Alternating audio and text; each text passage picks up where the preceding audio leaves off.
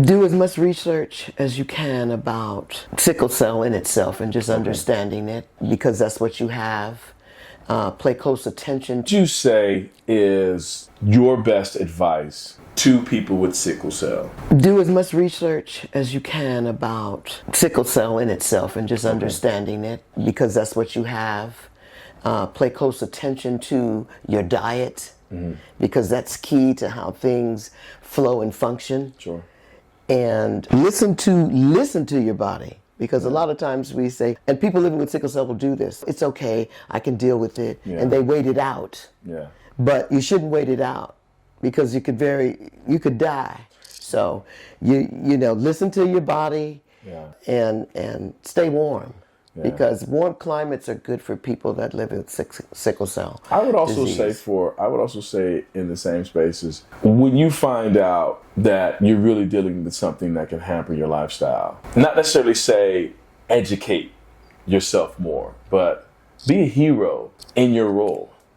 You are dealing with something you're not alone with anymore. And there's other people that are just looking for some type of hope. And when you happen to be challenged with that situation, my advice to you is to keep fighting. My advice is you to conquer, because now this is not an obstacle that you can't necessarily overcome. It's just a roadblock from you reaching your potential. And I think that's important for our sickle cell community to understand, because you are a warrior.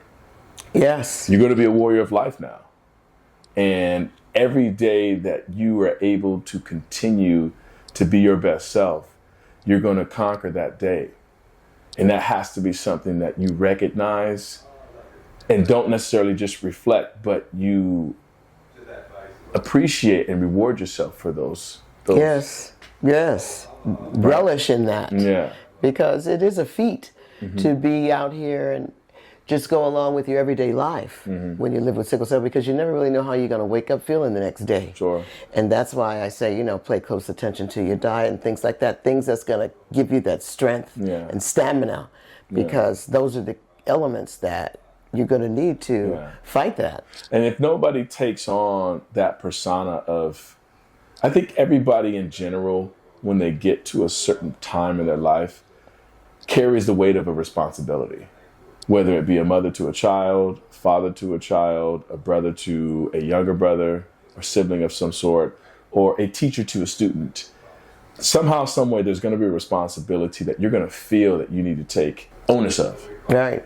And in this space now, in order to continue to drive you forward so that you don't succumb to the failures or the issues that come with this disease, find that way for you to be excited every day. Yes.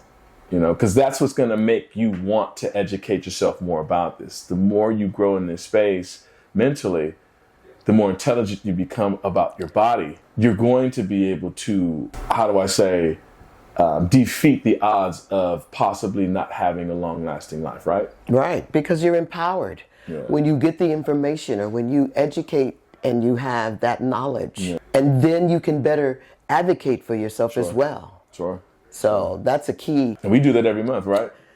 We do it every week. Yeah, advocacy and empowerment. How do you feel our AAPs are going? They're going well. And now that we are collaborating, whereby we're working with another organization, and they're bringing in other nuances to what we weren't doing quite, or we hadn't gotten to yet. Like we have an attorney that's going to be speaking, different things like that. Those are helpful things that people living with sickle cell need. They need that information, and they can't find it because, there aren't any attorneys out here that are going to be doing pro bono stuff for people living with sickle cell. Right. So, it's always good to absorb as much information as you possibly can so that you can be empowered, and then people recognize that you are an intelligent being and that you're not going to let your disease be in control of your life. You are in control. Sure. And I think that's really, to finish it off, I think that's a great point, because we've spent this entire time discussing oblivion. How do I say this? We've discussed obscurity around the disease because you didn't understand what it was. Right. You hadn't heard the term before in your life. So in that instance, you feel alone, even though you're really not. Right.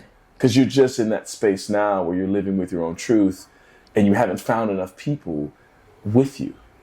But over time, you start to recognize, because you take this responsibility on with this child, that you don't want him to deal with this alone, right? Right. So you're continuously pushing the narrative that you're not alone. So I guess as we move into present day, the last thing I would just say to our sickle cell community and those that are just fresh to the idea, new to the situation, and though not excluding those that are older, don't do this alone.